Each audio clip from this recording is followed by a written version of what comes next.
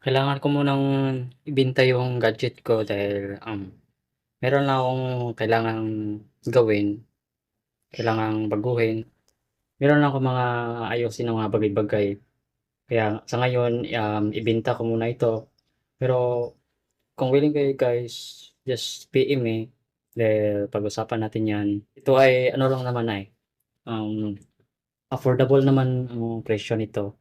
Kaya just PM me for an important matter. Just to sacrifice my beloved guitar effects gadget. Bye.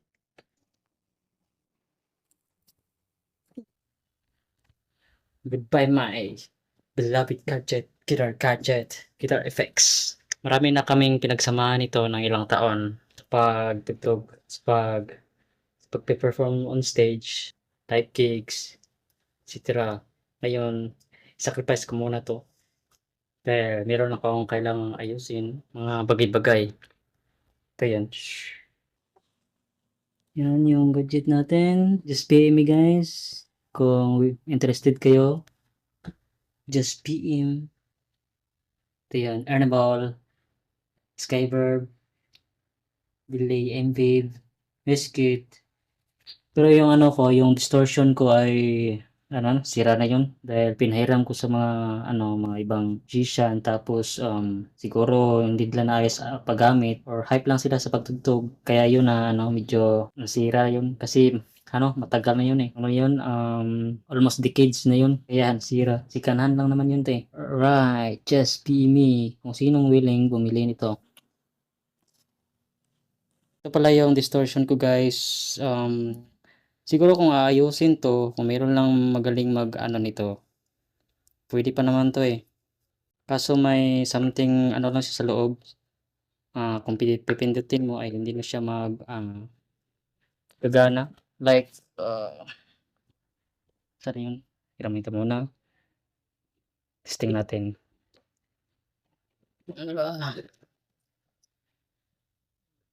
Pe, gagana pa, pero hindi na siya mag-ano, hindi na siya mag-off, on, clean, distort. Ayaw na niya. Ah. Hindi pa siya gaanong sira. Medyo may dapat lang kayong aayusin ito. Kasi may ano na siya eh. Matagal na ito eh. Almost decade na siguro to. Sikanan lang to eh. Ito yung ano mga brand new. Hmm. I miss you. Sacrifice ka muna. Sacrifice muna kita. Dahil may mga bagay lang akong dapat ayusin. Delay. Wastegate. Dapat ano, naka-on lang to lagi. Adlib. Pang adlib.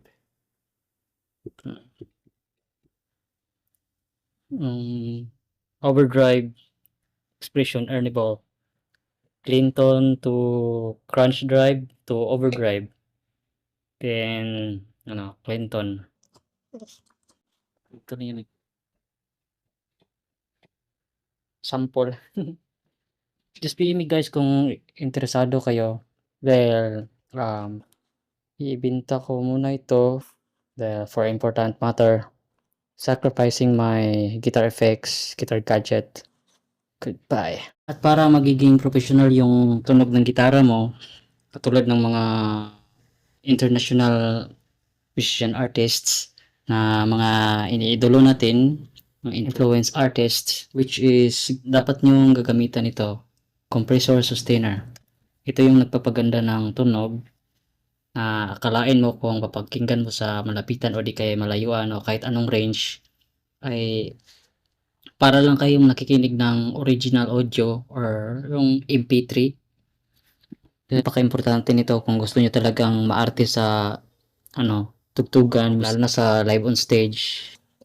Kapag meron kayo nito, para lang kayong nakikinig ng MP3, yung original na ano, audio. Napakalaking tulong ang compressor na ito guys.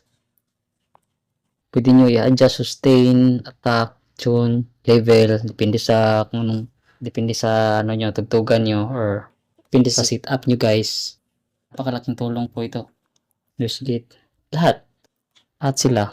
Importante. Tunog professional, HD audio quality, high quality, professional audio. Ito, which is recommendable. Compressor sustainer. Dapat lagi lang yung naka-on. Itong dalawang ito. Compressor sustainer and noise gate.